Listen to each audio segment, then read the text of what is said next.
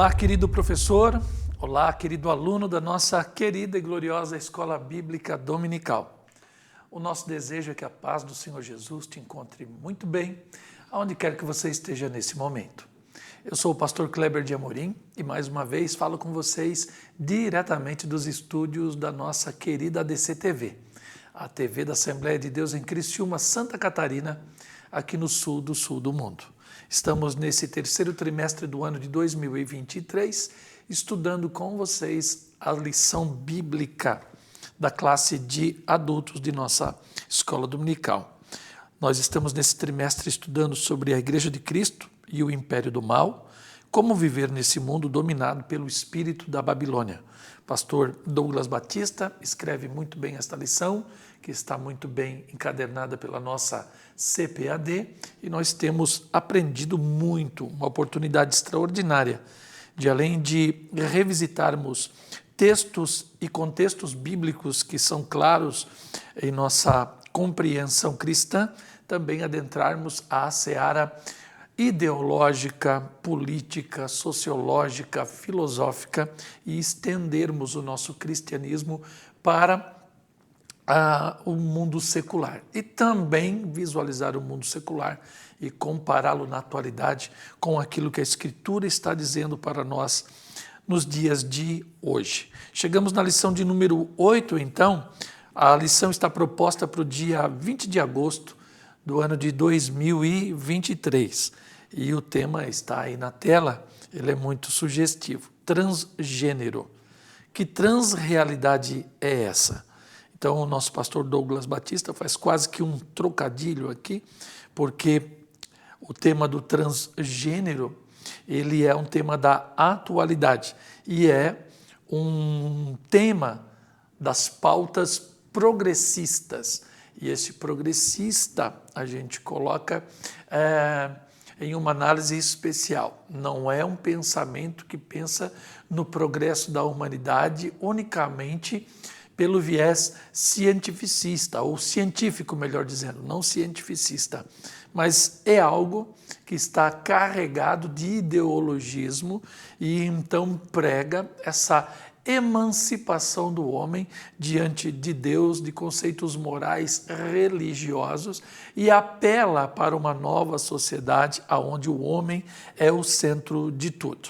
E o homem, com suas fábulas, as suas maquinações, ele vai criando novos contextos, novos cenários, ele vai criando novos conceitos de vida fora dos limites morais, éticos e religiosos, e aí então ele vai inventando essa sociedade moderna, essa sociedade plural, essa sociedade inclusiva, essa sociedade progressista, que vai empurrando a história com a força das suas concupiscências. Então, ele faz, pastor Douglas Batista, esse trocadilho do transgênero, pega uma pauta progressista da atualidade, e aí ele vai questionar que transrealidade é essa. Então ele está claramente no título da lição, nos alertando sobre o poder da imaginação que domina, né, esse pensamento progressista, e o trocadilho fala sobre isso. Na lição de número 8, nós temos alguns objetivos, e esses objetivos estão aí na tela. Primeiro, explicar que o fenômeno da transgeneridade abarca as questões da identidade de gênero, as distinções entre cisgêneros e transgêneros e a questão da sexualidade. Então, nós vamos explicar o que é o cisgênero, o transgênero, e esses dois temas, eles têm como base a sexualidade humana. E aí, quando você pega ali, identidade de gênero, aquilo ali já é um eufemismo para a realidade do tema. Porque quando esse assunto ele começa a ser questionado, aí de 20 anos para cá, ele era tratado como a ideologia de gênero. Ou seja, é uma visão própria de um movimento político ideológico. como isso vai sendo imposto sobre a sociedade, agora, então, essa temática ela vai ganhando uma nova nuance através desse novo nome, que na verdade é uma atenuação, a atenuação da gravidade do tema. A ideologia de gênero vai falando então desse pensamento político sobre esse pensamento. Agora a identidade de gênero parece ser algo que já está consolidado, confirmado e que tem todos os seus postulados aprovados pela ciência de uma forma tal em que você não pode mais nem questionar essa realidade. Quando a gente vai analisar então esse tema nas minúcias e com a profundidade que ele merece, nós vamos então perceber que não há respostas convincentes para que se afirme que essa identidade de gênero, que na verdade é a ideologia de gênero, já esteja totalmente confirmada pela ciência. Então, quando você misturar a ciência à ideologia política, você então está criando o cientificismo, que é o quê? Que é uma ideologia científica em prol de um pensamento ideológico. 2, reafirmar a visão bíblica a respeito do gênero. E o gênero, ele é humano. Ou ele é um gênero literário, não é? Que faz parte da gramática, ou um gênero gramatical, melhor dizendo, ou ele é o gênero humano, ou ele é o gênero que dá vida a determinada espécie. E 3, elencar os efeitos da ideologia transgênica. Então, nós vamos falar dos efeitos práticos do que isso está levando ao mundo, ou ao que isso está levando o mundo. E aí eu coloquei para vocês aqui, como subsídio já para o começo da lição, a evolução conceitual, o desenvolvimento da ideologia progressista. Então, como esse tema identidade de gênero, que é um eufemismo para a ideologia de gênero, como isso veio a surgir? Como chegou aos nossos dias esse pensamento? Então, a gente vai olhando para a história, principalmente do Ocidente, e a gente vai percebendo alguns pensamentos que marcam, que cunham a história, e aí então eles vão se sucedendo e construindo um cenário nos dias de hoje. Eu queria elencar para você, como professor, procure saber um pouco mais sobre o humanismo. O humanismo é aquele movimento que vai então pregar a centralidade do homem na história, o homem como a medida de todas as coisas, como você vê ali no nosso slide. E o pensamento primeiro do humanismo é enfrentar o poder clerical da igreja da época. Esse pensamento vem surgindo lá desde o século XII, do século XIII. É uma revolta do mundo secular contra o mundo religioso da sua época. E aí ele abre uma porta e precedentes que vão desembocar aonde? Lá no século XIX, no naturalismo. Então, não há um hiato do humanismo até o naturalismo. Há outras correntes filosóficas entre um e outro, mas eu quis destacar esses 4 que estão aqui na tela. Entre o humanismo e o naturalismo, a gente vai ter lá o reducionismo, o iluminismo, nós vamos ter ali vários outros movimentos. Mas destacando esses aqui. Humanismo, depois o naturalismo. Então é o pensamento estético de mundo surgido no século XIX a partir dos postulados de quem? De Charles Darwin. Ele viveu de 1809 a 1882. E isso começa a ser pensado a partir do seu livro A Origem das Espécies, que vai falar lá da teoria da evolução. E dentro da teoria da evolução, porque ela é tratada até hoje como teoria, porque há o elo perdido e ela não consegue se estabelecer como fato consumado, mas aceito pela sociedade plural, por essa sociedade secularizada, essa sociedade até então humanista. Então eles veem isso como algo que vai de fato confirmar que todos os postulados religiosos, teológicos e da fé, eles são meros mitos. Ok? Então, a partir dessa visão de mundo, dessa estética de mundo, da evolução das espécies, aonde Dentro das espécies, os indivíduos mais fortes, eles vão então se sobressaindo numa seleção natural da espécie, chegamos aonde chegamos. Então, quando você vê, por exemplo, os postulados da teoria da evolução, e você vai com o tema que nós estamos vendo hoje, os dois vão ser antagônicos no final. Mas o mundo é assim, carregado de loucuras, e você não pode questionar muito nos recintos e nos círculos acadêmicos. Por quê? Porque ali a verdade ela é imposta, ela não é aberta ao diálogo plural das ideias. Mas continuando, depois desse naturalismo, quase na mesma contemporaneidade, nós temos surgindo então, o humanismo coloca o homem no centro, é um pensamento antropocêntrico, por assim dizer. Depois você traz a natureza como a divindade do século. Agora, a partir da natureza e da matéria, surge o materialismo histórico. Os expoentes são Karl Marx, 1812 a 1883, e o seu financiador, Friedrich Engels, 1820 a 1895. Então, eles vão falar sobre uma organização social da sociedade industrial. Então, a partir dessa visão mecanicista da Revolução Industrial, eles vão então desenvolvendo essa teoria político-econômica. E aí então nós temos agora o homem no centro, temos a natureza como a divindade, e a substância dessa natureza, a matéria, é aquilo que importa nessa questão materialista. Então, o pensamento marxista, ele é totalmente materialista e avesso aos postulados da fé. Então, é impossível você conciliar marxismo com cristianismo, por exemplo, marxismo com islamismo, marxismo com budismo. Na visão deles, tudo está dividido em classes, e essas classes elas vão oprimindo umas às outras, e aí você precisa desfazer essa estrutura social. E eles vão alegar que a família, como proposta pela Sagrada Escritura, é a primeira instituição opressora da humanidade, onde os homens vão então se sobressaindo sobre as mulheres e oprimindo mulheres e filhos e criando essa sociedade patriarcal. Veja que o pensamento vai todo se fechando e aí vai culminar na lição de número 8 que estamos estudando hoje. Chegamos ao século XX, temos o existencialismo. O grande expoente no século XX é Jean-Paul Sartre, um filósofo francês. Ele vai dizer que a existência humana precede a sua essência. De onde eu vim para onde eu vou, não importa. O que importa é eu aqui, não é?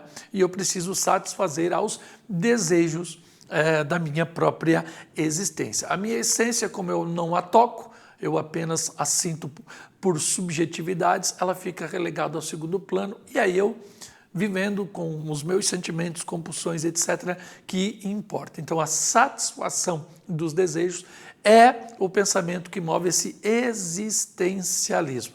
E aí, dentro do existencialismo, você vai encontrar muitos agnósticos que creem em alguma espécie de força, de divindade ou algo superior ao homem, mas não um Deus pessoal, como o Deus da Bíblia Sagrada. Então, eles vão abrindo leques e leques e leques, interlinkando todos os seus pensamentos, e aí, então, eles vão chegando ao relativismo moral, ao relativismo das ideias, o relativismo da verdade. Mas aqui, na lição de número 8, o relativismo oriundo desse existencialismo, desse pensamento moderno, que é humanista, naturalista, materialista, vai desembocar aonde? No relativismo das ideias. Então a verdade ela não é mais absoluta, cada um possui a sua ideia, e aí quando, a sua verdade, melhor dizendo, e aí quando nós vamos individualizando as verdades, nós criamos então um panteão de verdades, e isso vai levar a um relativismo moral.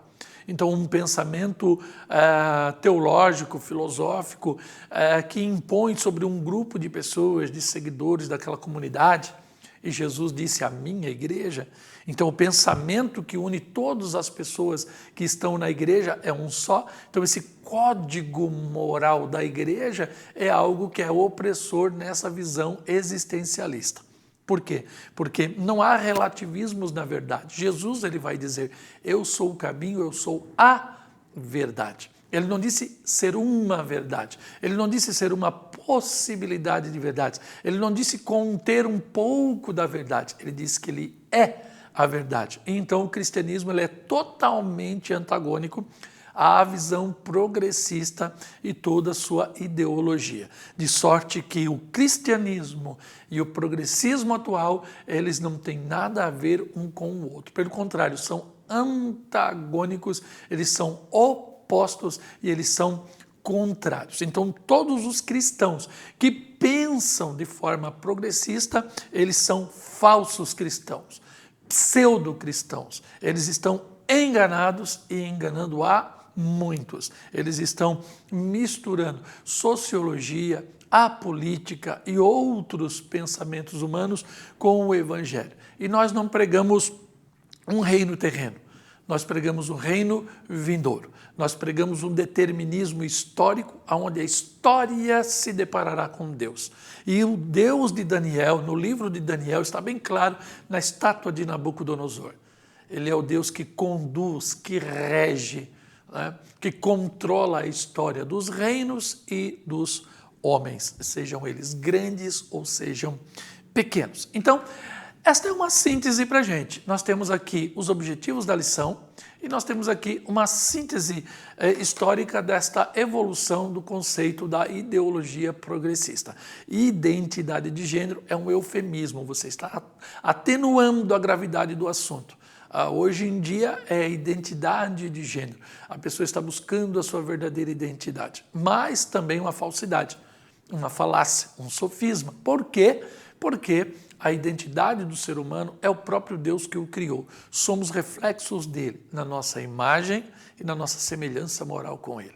Então, do jeito que ele quis se revelar, ele se revela na forma que o homem tem. E da forma como ele se mostra, é na semelhança que o homem tem com ele. Então, toda a nossa identidade, ela deve estar ligada à fonte da nossa existência. Por isso que o existencialismo, ele é tão perigoso. Por quê? Porque ele não se preocupa com essa essência, mas só com a nossa existência. E aí, então, nós temos o texto de ouro da lição, Gênesis 2:24, portanto, deixará o varão seu pai e sua mãe, apegar-se-á à sua mulher, e serão ambos uma só carne. Veja que não há uma terceira possibilidade aqui. Verdade prática, sexualidade bíblica é heterossexual, heterodiferente, sexos diferentes, biologicamente definida como sexo divinamente criado. Então, os sexos são criados por Deus, é uma provisão de Deus. E aí, então, nós temos... falamos do textuário, falamos da verdade prática, temos aqui a nossa introdução e nós vamos chegando na nossa lição. Esqueci de citar que a leitura bíblica em classe está lá em Gênesis capítulo 2, versos 7 e depois do 18 ao 25. Mas estamos no primeiro tópico da nossa lição e esse tópico tem por título Compreendendo o Pensamento da Transgeneridade. E aí a síntese desse tópico vai ser que o fenômeno da transgeneridade tem a ver com o questionamento da identidade de gênero. Vou sempre destacar aqui um eufemismo para a ideologia de gênero. Este assunto, ele não é científico. Esse assunto, ele é ideológico. E o que é a ideologia política? É o evangelho de uma religião social, como eu venho falando em outras lições aqui. Então, nós estamos hoje aqui para analisar, então, e compreender o pensamento da transgeneridade.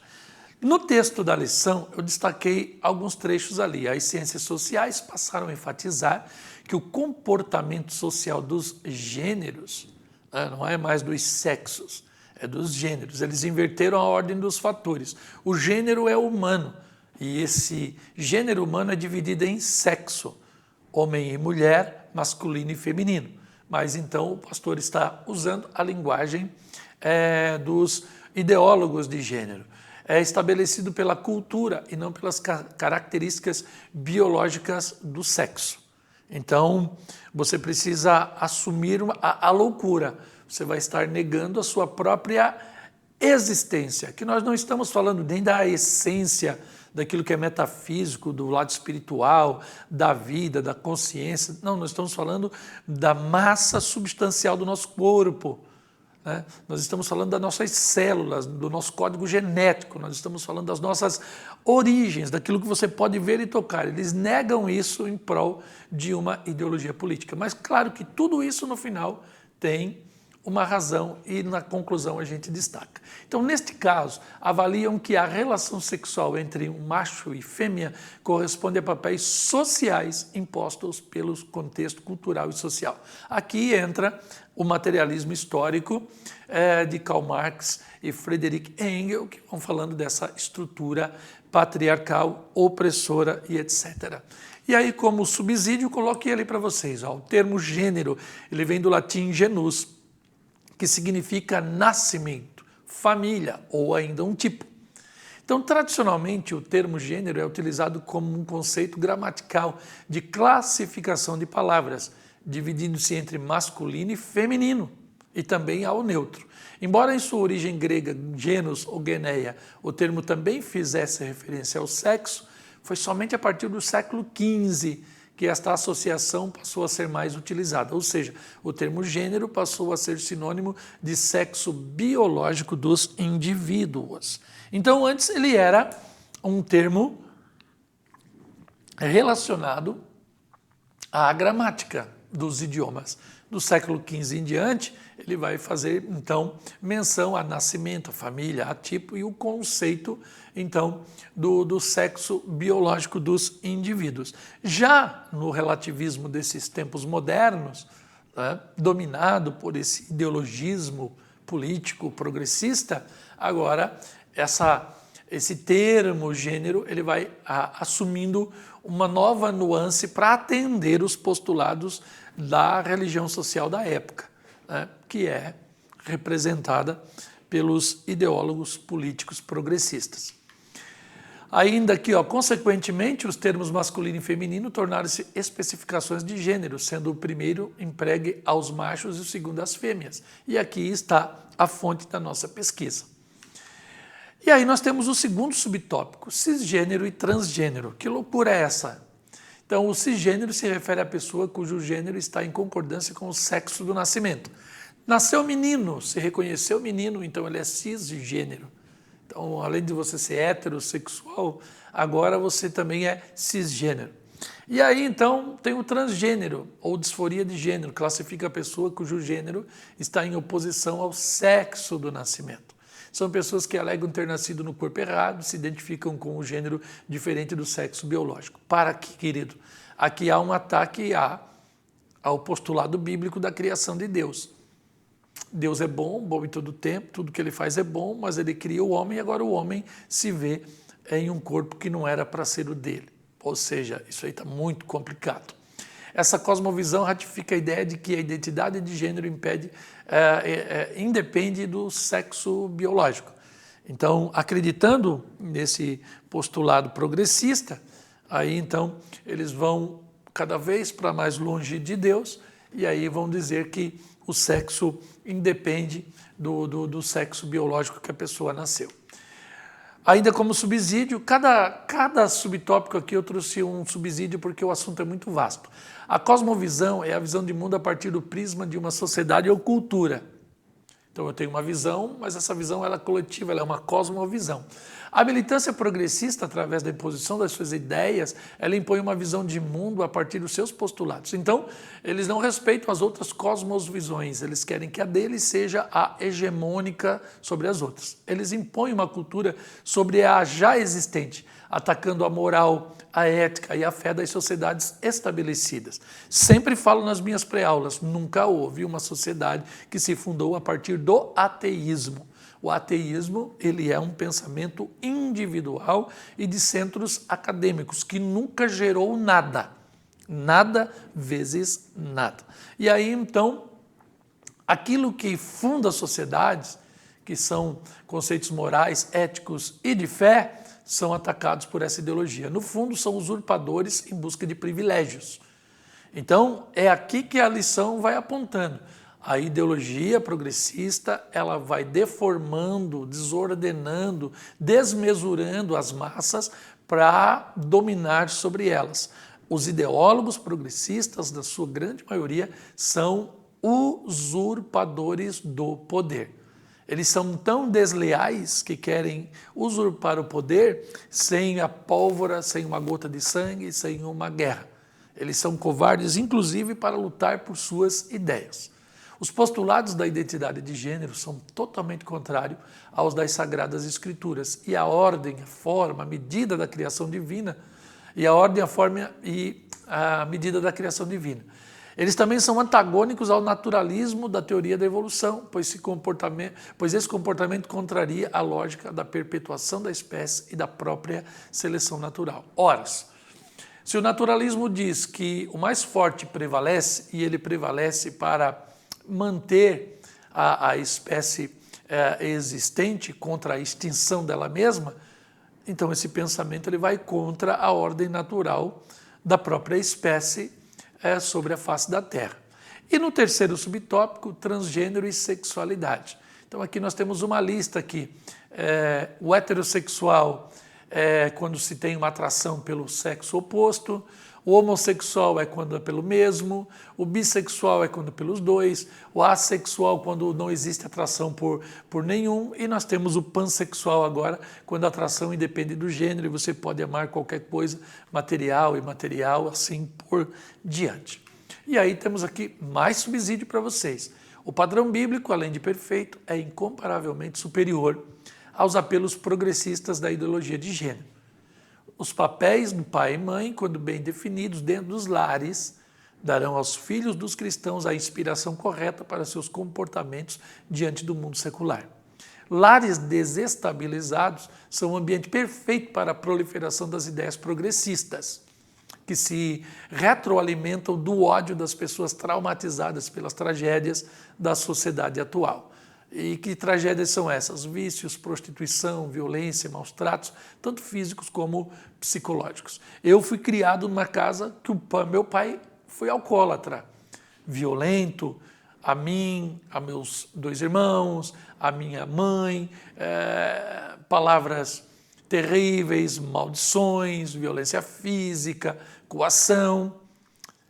E com 16 anos de idade, foi-me apresentado o Evangelho do Senhor Jesus, e esse Evangelho foi redentor, ele me resgatou daquele contexto em que eu poderia me perder totalmente e para sempre. E eis-me aqui, diante dessas câmeras, falando com milhares de pessoas através da internet, né, falando de coisas tão essenciais, tão elevadas, tão maravilhosas como esses temas da nossa EBD. Então eu posso dizer que eu sou uma construção da graça, e que eu fui livre dessas maldições pelo poder do Evangelho do Senhor Jesus. E um moço tão jovem, hoje é pai de família, ministro do Evangelho, microempresário, uma pessoa bem-sucedida, conhece muitos lugares, teve o privilégio de, através do Evangelho, conhecer muitos lugares. Ou seja, eu sou não um privilegiado, porque o privilegiado é aquele privilégios, a lei para poucos, né? Eu não faço parte de uma elite de Jesus. Eu faço parte da igreja de Jesus, e o dom que ele repartiu comigo pelo seu Espírito Santo é que me levou a servir pessoas em muitos lugares, conhecer culturas, pessoas maravilhosas, e estar aqui diante de vocês dizendo: vale a pena seguir esse caminho, vale a pena seguir no seu ministério, vale a pena estar dando fruto no reino de Deus, porque isso é maravilhoso. Porque do outro lado há muitos traumas, vícios, prostituição, violência, maus tratos físicos, psicológicos e tal, que são o cenário ideal que retroalimentam o ódio para as pessoas então se afastarem de Deus e justificarem esse pensamento maldito progressista que domina principalmente a parte ocidental do hemisfério terrestre. 2. Reafirmando a visão bíblica de gênero. E a síntese: a visão bíblica de corpo leva em conta a constituição biológica, depois a moral, né, que está dentro da razão, e a sexualidade, que é este acessório poderoso para a satisfação do homem e a perpetuação da sua própria espécie. Então, do texto da lição, tiramos no primeiro subtópico a constituição biológica. Nosso Senhor, ele ratificou que desde o princípio da criação, Deus nos fez macho e fêmea. Então Jesus não mente, ele disse isso no Evangelho. Marcos 10:6. O ser humano é constituído de 3 substâncias. Uma física, que é o corpo, e 2 imateriais, que seria o espírito e a alma. O gênero desse corpo é definido pelo sexo de criação geneticamente determinado por Deus. Leia o Salmo 139. Os cromossomos sexuais XY determinam o masculino e o XX determinam o feminino. E aí, quando a gente pega todos os nascimentos do mundo, em todos os lugares do globo, você vai fechar as estatísticas, sempre dá assim, em números redondos, 51 de mulheres, 59 de homens. Os homens morrem mais cedo, as mulheres vivem mais. A própria criação de Deus, ela está configurada para que sempre haja nascimentos. E essa ideologia maldita tem incutido dentro dos nossos das nossas jovens ou jovens e adolescentes, também jovens casados, que filhos são um problema, eles estão inclusive renunciando à maternidade e à paternidade. Como subsídio para esse primeiro subtópico, a teleologia. Toca forte nisso aqui, professor, isso aqui é maravilhoso. Do grego telos, finalidade, e logia, estudo, o estudo da finalidade. Tudo tem uma finalidade. E quando você cumpre a sua finalidade, você está alcançando o princípio teleológico. É o estudo filosófico dos fins, isto é, do propósito, do objetivo, da finalidade. Embora o estudo dos objetivos possa ser entendido como se referindo aos objetivos que os homens se colocam em suas ações, em seu sentido filosófico, teleologia refere-se ao estudo das finalidades do universo.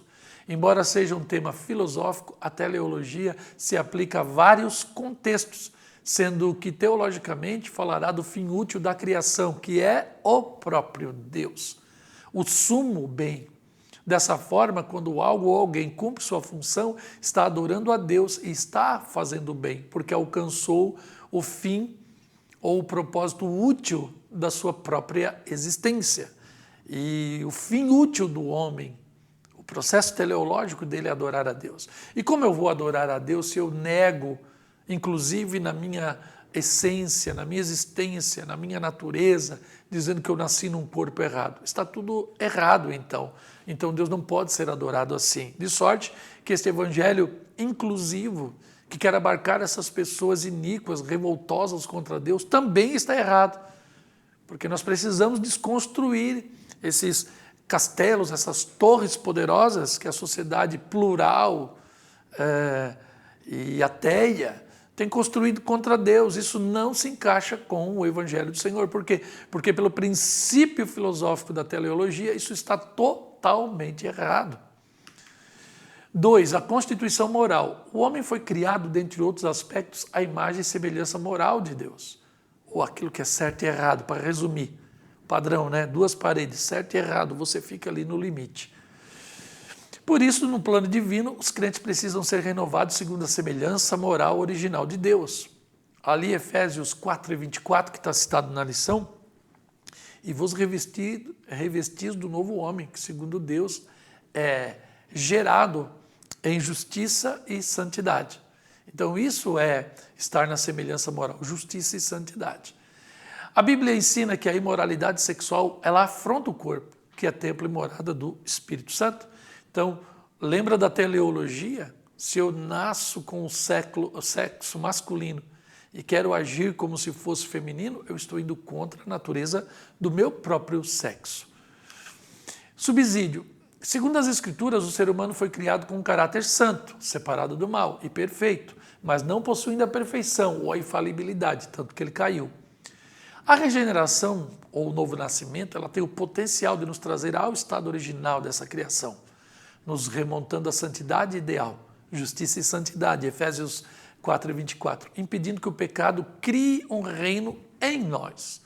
Então a moral cristã, especificamente cristã, resumidamente, seria a capacidade de se compreender o bem ou o mal, o belo ou o feio, o ideal ou o real, o justo ou o injusto, etc., sempre tomando como base a palavra de Deus. Então, é na palavra de Deus que eu vou definindo a moralidade cristã, o bem ou o mal, o belo, o feio, o ideal, o real, o justo ou o injusto. 3, a constituição da nossa sexualidade, então. Deus também instituiu a sexualidade. Isso é um ato divino. Então não há nada de nojento, de impuro, né, de imoral no sexo. O relacionamento sexual, conforme idealizado pelo Criador, prevê uma satisfação completa entre homem e mulher na busca dessa realização conjugal, de cônjuge, de conjugamento, de encaixe, e também na procriação da espécie. Então, homem e mulher, eles têm que se completar e depois eles se multiplicam. Desse modo, no plano divino, o sexo, o gênero, a sexualidade não são meros estereótipos de construção social. Isso está na gênese da nossa natureza. Como eu posso falar que o sexo é uma opção, né? Eu nasço qualquer coisa e depois eu vou me definir. Isso é loucura. Então, poderíamos afirmar, como subsídio da constituição moral, que a sexualidade não é um universo de infinitas possibilidades e práticas de coito, como a Kama Sutra lá, ela tenta sugerir, mas uma visão ampla do universo que compõe o sexo, sentimentos. Então, o que faz parte do sexo? O que vem no pacote? Olha lá o que vem no pacote. Sentimentos, a completude, a plenitude, a confiança, a entrega, a partilha, a dependência. Ainda ontem de noite eu estava vendo um videozinho rápido no YouTube e ali passava o caso de uma senhora que casou virgem, só teve um marido, estava doente, ela foi lá no médico fazer uns exames, o médico pediu o exame de sangue e quando viu, ela estava soro positiva.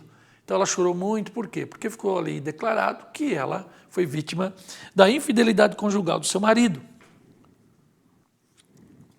Então, na realidade, sexo seguro se chama casamento. E no casamento há conjunção de sentimentos, a completude de marido e mulher, né? A plenitude dessa comunhão, a confiança, veja que foi quebrada a confiança e a mulher tadinha acabou ficando soropositiva, ela se entregou, ela partilhou, ela dependeu e ela foi traída. Então, no sexo, tudo isso faz parte do pacote. Teleologicamente falando, não há lógica alguma na relação homoafetiva, que não apenas a satisfação egoísta de indivíduos desprovidos da moral e da espiritualidade cristã. Não há lógica na homossexualidade. Não há o que se justifique além do egoísmo. Dessa forma, o sexo é uma imposição da natureza, um estado de existência humana, não uma convenção social. Você nasceu para cumprir o seu papel e para postergar filhos no mundo, para que as sociedades e a espécie permaneçam. Imagina se todos nós renunciássemos a essa natureza. O que seria de nós? Ainda bem que sobre nós há um sentimento muito poderoso. O sexo, na verdade, é a maior força do universo. E quando ele não é bem tratado, como é o caso aqui da ideologia de gênero, ele vai gerar tragédias. Efeitos da ideologia transgênero. Síntese desse terceiro tópico.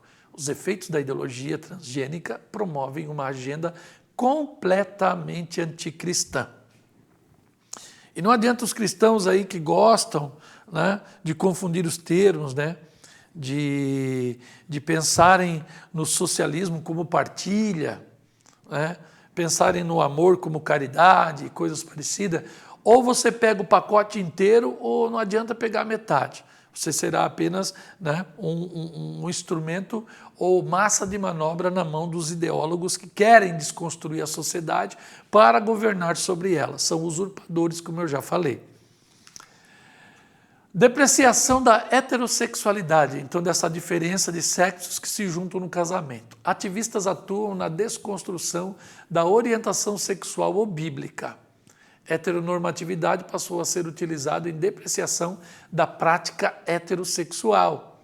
É uma proposta de doutrinação para apresentar a heteronormatividade, que é um neologismo agora. O que seria essa heteronormatividade? É a norma dos diferentes. Então eles se impõem sobre os homo, então eles precisam ser atacados. De novo aqui você percebe a gênese marxista, de Marx e Engels, do materialismo histórico, dessa determinação histórica que eles pregaram a vida inteira. Então precisamos atacar a heteronormatividade. Então você cria o espantalho e bate nele. Na verdade, é a natureza que se impõe sobre nós, né? O sexo masculino depende do feminino e o feminino do masculino para que ambos gerem né, a posteridade da espécie.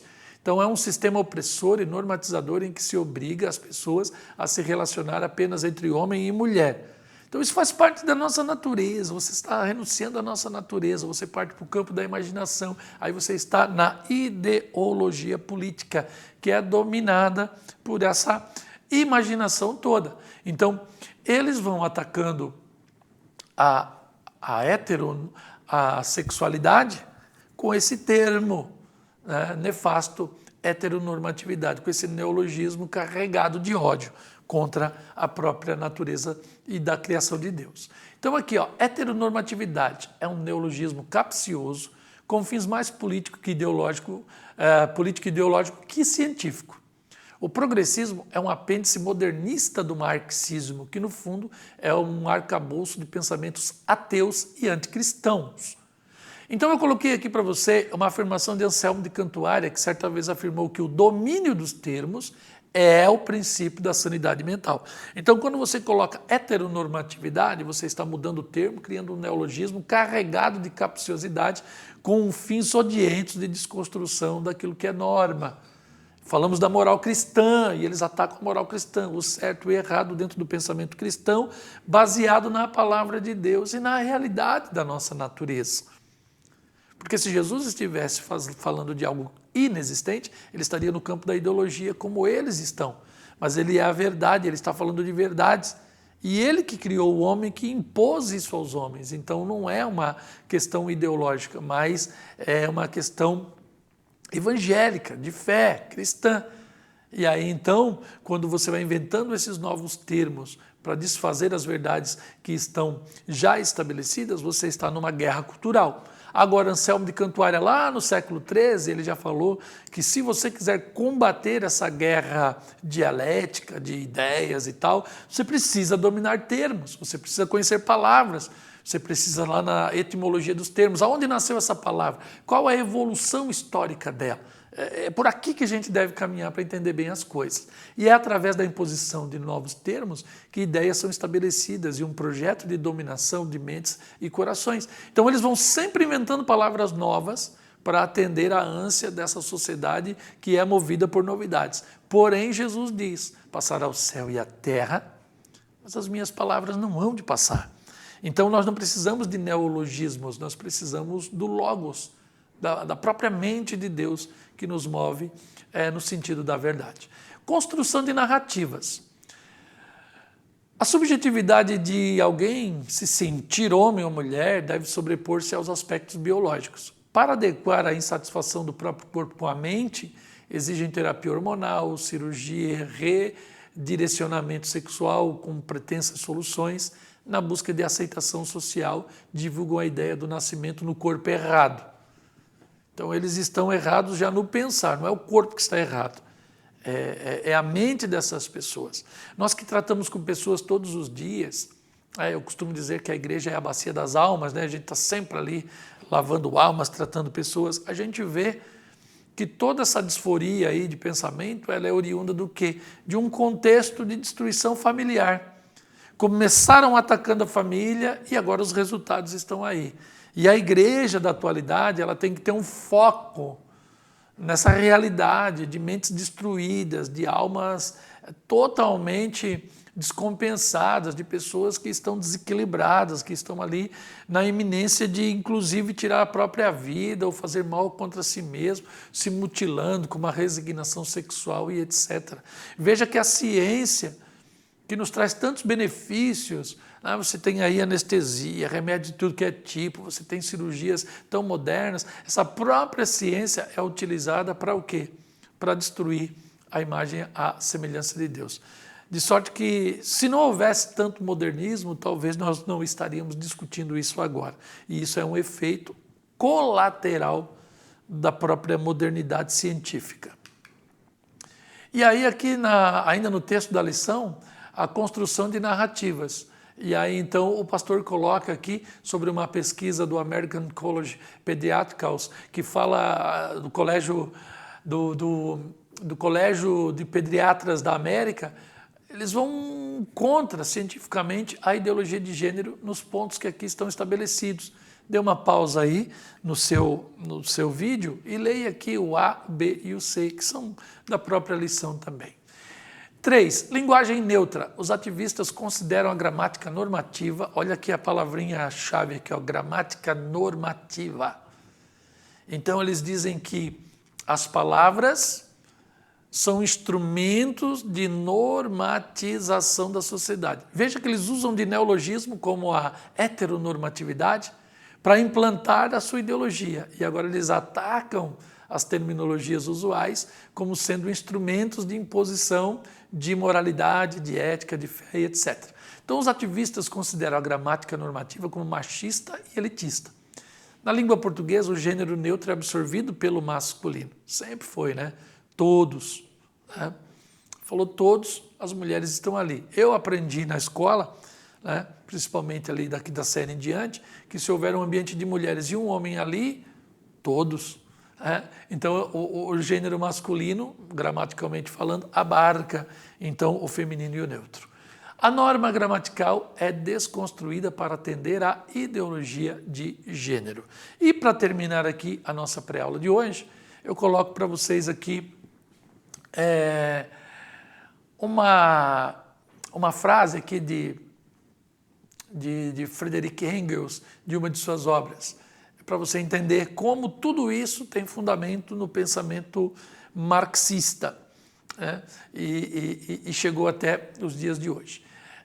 Friedrich Engels, o parceiro umbilical de Marx, em sua obra A Origem da Família, da Propriedade Privada e do Estado, essa obra é de 1884, lá no século XIX, afirma que a monogamia significa o fim da liberdade feminina e não o fundamento de uma relação igualitária. Olha ali o igualitário, olha ali a liberdade feminina, olha só como o feminismo ele também é oriundo dos pensamentos e postulados marxistas.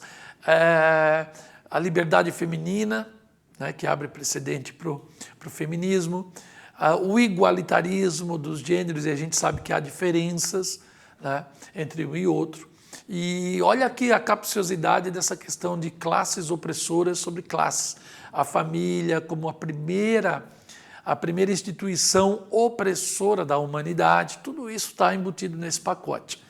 Então, o desmoronamento do direito materno foi a grande derrota histórica do sexo feminino em todo o mundo. O homem, isso aqui é a frase de Engels no seu livro A Origem da Família, da Propriedade Privada e do Estado, lá na página 77. O desmoronamento do direito materno foi a grande derrota histórica do sexo feminino em todo o mundo. O que ele está querendo dizer? A opção da mulher querer ou não ter filho foi a grande derrota da mulher quando o homem se impôs e disse: você vai ter um filho de mim. O homem apoderou-se também da direção da casa. A mulher viu-se degradada, convertida em servidora, em escrava da luxúria do homem, em simples instrumento de procriação. Olha aqui a disseminação do ódio num texto tão simples como esse aqui. Isso é só uma parte, né? Quem tem leitura, que busca conhecimento, já sabe daquilo que eu estou falando. Então, nós estamos falando de um universo muito maior. Por isso que eu falei no princípio da pré-aula, estamos saindo do nosso quadrado aqui teológico, doutrinário, eclesiológico e indo para o secular, conhecendo o secular e comparando com os postulados bíblicos. Por isso é bom a gente, então, ter um pouco de conhecimento além da Bíblia para questionar esses fatos da realidade. Não que eu precise acrescentar algo à Bíblia, pelo contrário, eu preciso de conhecimento secular para entender o que a Bíblia tem para dizer nos dias de hoje. E Paulo fez isso muito bem lá no Areópago, citando Erasmo, que era um poeta que viveu ali há muito tempo antes dele. Ele tinha um conhecimento helenístico da poesia, da mitologia, etc. e tal. Por isso ele era um homem preparado para o seu tempo. E nós estamos nessa pré-aula nos preparando para também enfrentarmos os desafios da nossa contemporaneidade. Chegamos à conclusão da nossa lição, pedindo a Deus que você, então, ore por cada pessoa envolvida aqui no nosso expediente.